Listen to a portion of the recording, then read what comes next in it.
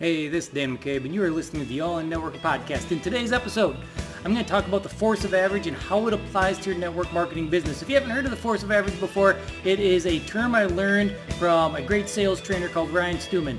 And Ryan's got a tremendous podcast, and I was fortunate enough to meet him at a mastermind a couple years back, and I heard him do a keynote speech on this force of average, and always just stuck with me.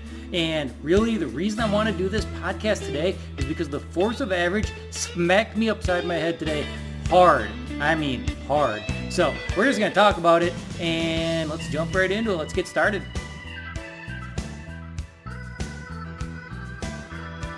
Hey, what's up, everybody? Welcome to the All-In Networker Podcast. So this is Dan, and like my intro alluded to, the force of average tried to knock me upside my head today. It was all over me to a point where I was like, I do not know if I can handle this, and I can handle a lot. As a tried and true 20 plus year hardened entrepreneur, I've been knocked around a few times and gotten back up, but it happened. And I don't know why it hit me so hard, because when I sit back and I really think about everything that happened today, like in the end, I believe it will all be for the best. In the end, I believe that it is all for the good. And it was interesting because here's how the force of average works, if you have not heard of it. And I'll be talking about this again within the 90-day run that I'm doing. It's part of our workbook, the All In for 90 workbook, and I'm starting one that I'm doing live on some of the Facebook channels here in 2 days. Holy crap. Yeah, it's amazing how prepared and unprepared I am for that all at the same time. But we'll talk about that more in future podcasts, I'm sure. But what the force of average is that it's everything in life that is trying to bring you back to where it thinks you should be. Everything in life that is pulling on your legs, saying, no, don't go further. No, don't rise up. No, don't be better. And that happens to us all the time in the industry of network marketing. I mean, think about getting started in network marketing. Calling your friends and family. Undoubtedly, there were people that were scratching and clawing as you were trying to go out there and better yourself, and they're holding onto your ankles trying to pull you back down. They are the force of average. So, I mean, that's a really easy example in the industry of network marketing, that people are always trying to bring us down. But in entrepreneurship in general, entrepreneurs, we are the crazy ones. We are the ones that are outcast in society, in the business world. For the most part, people have been indoctrinated. They've been trained to go out there and get a good job, work their 40 hours a week, make a good paycheck, have a good health plan, do that for 40 years of their lives, retire at the age of 65, somewhere in there when the government says we can retire. Entrepreneurs, we buck that trend. And we have decided not to walk that path. And by making that decision, we have self-chosen that we are going to be outcast to a certain population of people. And that certain population of people, unfortunately, becomes our force of average. They become something that tries to hold us back, especially once you start having success and you start doing better. There's always somebody in the beginning that told you it wouldn't work, and they try to pull you back down. They're constantly trying to pull you back down to your level. Many of us have heard the analogy that we are the average of the 5 people we are closest to. Our lifestyles are the average of the 5, our 5 best friends, the 5 people we hang around the most. And that's true. And, is there some truth to, you need to go out there and start hanging out with a higher caliber person? Maybe. It depends on the circle you want to be in.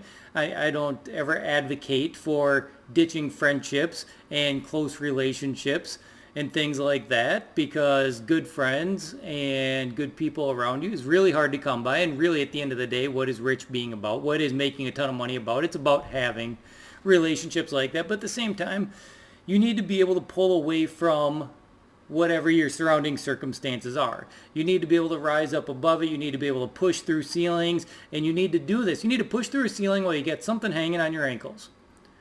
So we're constantly trying to push through the ceiling, and we do, and it's so positive and so good, and it feels great. At the same time, we're like climbing through, and we're clawing, and we're like pulling ourselves up.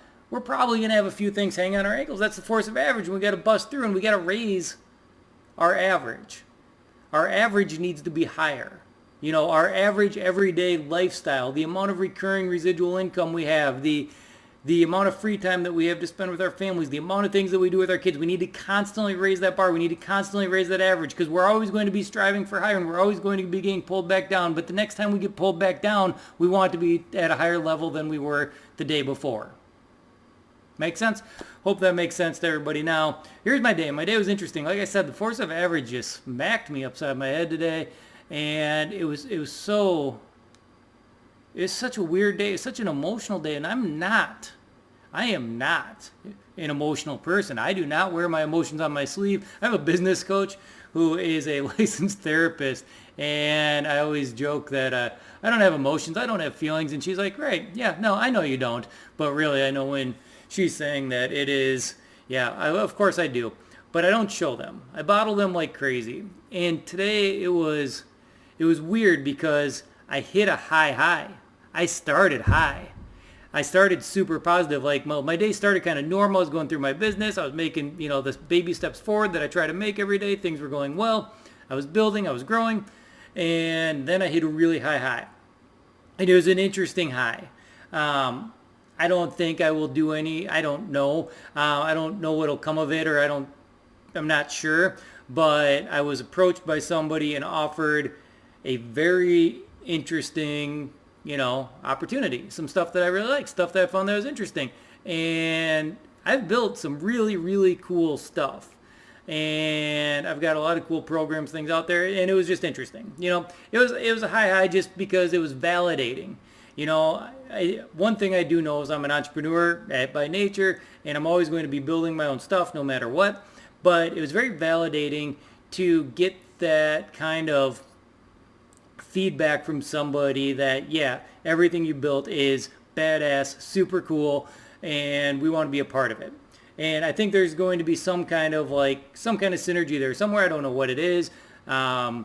Future discussions will dictate that. It could be an opportunity to just get in front of a lot of people and offer great services and serve a lot of people that are in my ideal client base, my ideal market, audience, whatever you want to call it.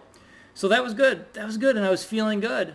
And this was, what time? I don't know. This was in the afternoon. And then I jumped on a mastermind call for a mastermind that I belong to with some really great entrepreneurs. And I was a little bit late to that, but listened in, got some great feedback on all the trainings today. I really like this mastermind.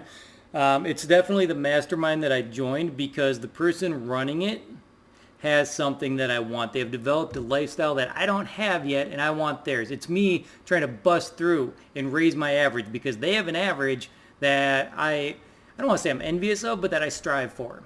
And so I joined their group because I wanted close access. And the mastermind call was really good, and I was feeling pretty good. And then it was like not even 5 minutes after that mastermind call was done, I got a phone call that I had to take, and it was just one where it's somebody I talk to all the time on a pretty regular basis. And I looked at, and I don't know why I looked at it, I'm like, ugh, I don't know why, but I don't feel good about this right now. And somebody I've done, something where calls are generally always really, really good and positive and fun and exciting and moving forward, but for some reason it just seemed odd. And so I picked it up, and sure enough, it was just, some business stuff that just kind of hit me in the gut a little bit, basically a deal that I was losing, and I was like, oh, I don't know. It didn't feel good. It was the force of average trying to knock me back down. My life today was thrown up on a pedestal and feeling really good and high and validating, and then all of a sudden getting knocked down because something I worked really hard for isn't going to work out. And that's life. I know that it's life. As an entrepreneur, I've dealt with no plenty. I've dealt with issues plenty. I've dealt with some of the craziest issues that I bet any of you could ever possibly imagine when it comes to entrepreneurship. We've had, employees steal from us. We've had them do crazier things than that I won't go into on this particular episode. But we've dealt with some crap through this journey of entrepreneurship. We've also got to deal with the successes. And I've learned, and I don't know if I've become hardened over the years or what, but I've learned that, I try to keep my highs lower than they should probably be. I should probably celebrate my wins more. And I try to keep my lows higher than they normally go low because I just try to keep an even keel. I understand that at the end of the day, I'm always going to work myself back to whatever my average is at that period in my life. And I just need to constantly strive to raise my average. what does my average every day look like? Constantly strive to raise that. And then I will have highs that go much higher than that. I'll have lows that go down below that, but I always need them to even out at that average. And then I need to constantly be raising that average. And that's kind of the journey that we're always on. And I've always looked at my entrepreneurial career because I've taken big swings and I've made big misses to go along with the big successes and the big wins. And I've always looked at it like, I kind of shoot for the moon. Maybe I miss and I come back down. And even if I came crashing down because I missed on something, I've always come back down to a level that was higher than where I was when I started that journey. And it's an emotional roller coaster. It's tough. I feel bad for my wife. I feel bad for my family. Like, they watch me go through this, and it's hard for them, especially if they are, like my wife, is has a normal, everyday kind of W-2 type job. She does well in what she does, and she's a great worker. But she watches that. She has that consistency that I don't have as an entrepreneur, and I can't imagine watching me go through that sometimes because I get it. It's a drain. And we need to understand and we need to be respectful the best that we can with the people that are close to us when we are going on that journey. When we hit those high highs and those low lows, that they don't necessarily get it the way that we understand it. Because I know when I hit a low low as an entrepreneur, I've got an entrepreneur brain anyways, where I am constantly in my own head. And sometimes I get so caught up, so wrapped up in an idea, the next big thing that we're doing, that I can't think about anything else. I can literally stare at somebody talking to me about something I'm even relatively interested in, and I cannot hear anything that they're saying because I'm so caught up in my own head. And it's certainly not one of my best qualities, but it's one that I've had to admit to myself and really, really work on to be better at. And I know a lot of entrepreneurs go through that. Now, when you hit the lows and that gets into your headspace, holy cow, watch out. Anybody who's around you. And you need to have sympathy towards them for being around you, for you going through a hard time. Because I can feel it in my own head, and I can feel myself just like my head down and my thoughts wandering, and being, who I am as an entrepreneur probably has something to do with my status as a male, as well as that I just want to fix everything and I want to fix it immediately, and not everything can be fixed immediately, but my head will be consumed with how can I fix it right away.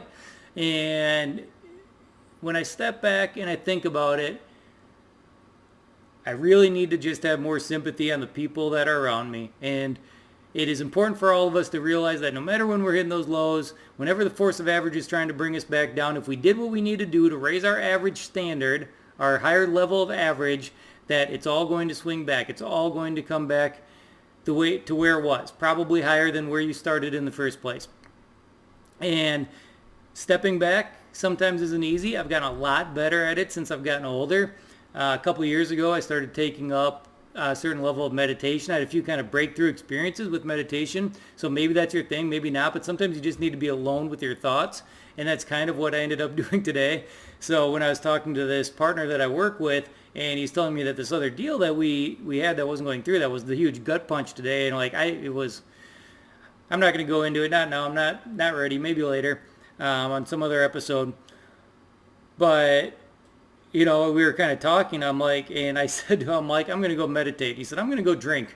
And I'm like, well, once upon a time that was probably an answer or solution, but it's just not anymore. I mean, now I have to step back from everything. I need to clear my head. So I did just that tonight, kind of after all that happened. I dropped my son off at basketball and went for a drive for like an hour. I just drove. Didn't know where I was going, got lost with my thoughts, and it was everything that I needed to be. It brought me back to more of an even keel status, got me back into what are the solutions, what are the next steps, what do I do? This thing I thought was going to happen didn't work out, it's a bummer, it sucks, but, at the same time, today, getting that experience, feeling so validated with some of the other phone calls I had, I need to focus more on that, and I need to utilize that to develop new opportunity to make up for the piece that I lost today. And that's all it is. I've had, through all the high highs and the low lows of entrepreneurship, it's probably a skill of mine, no matter how big the lows were. I'll tell you the lowest low that I ever had to deal with. I'm sorry if this podcast is a little bit of downer, but this is just, I know everybody goes through this stuff, so you might as well hear it, right?